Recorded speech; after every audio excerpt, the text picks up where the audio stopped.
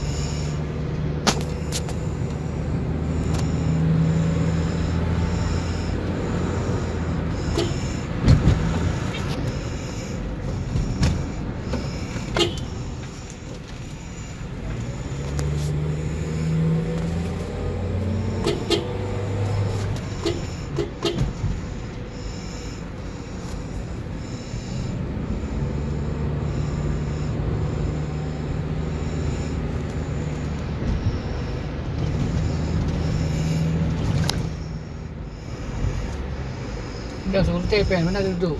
Mau ke depan lagi. Dia lihat view ni. Nak pergi tempat orang ramai, mau tempat orang ramai yang pakai mana? Pagar ramai sedikit lah. Tempat ramai. Ada tempat ramai puncak.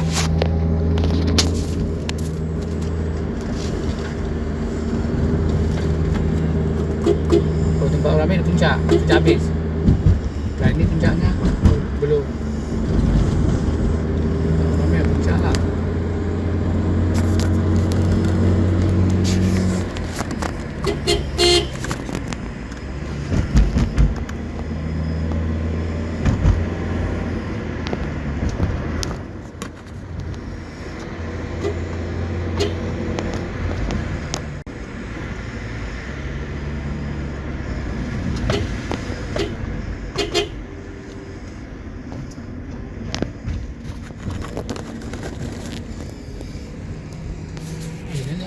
Parkir bayar lah, tak masalah.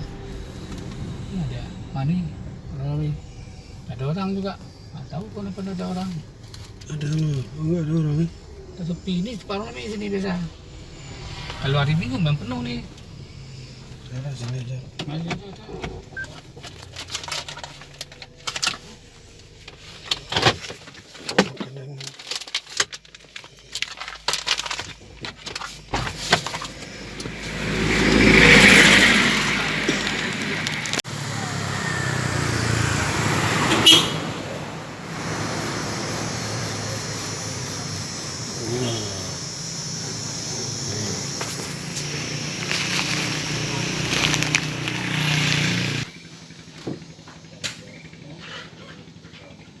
Kan gelap aku ni keluar matahari.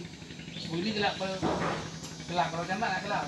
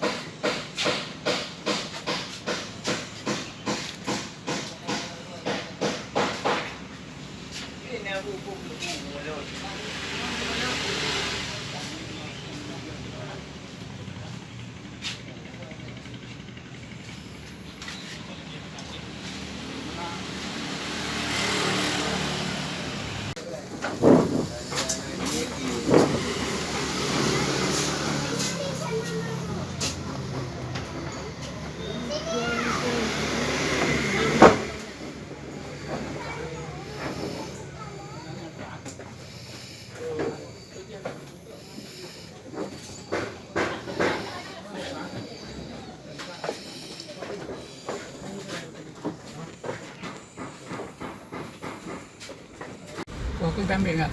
Dah lah. Kau agak. Oh, apa ni? Kau pen dah.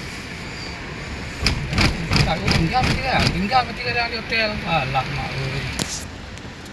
Alah.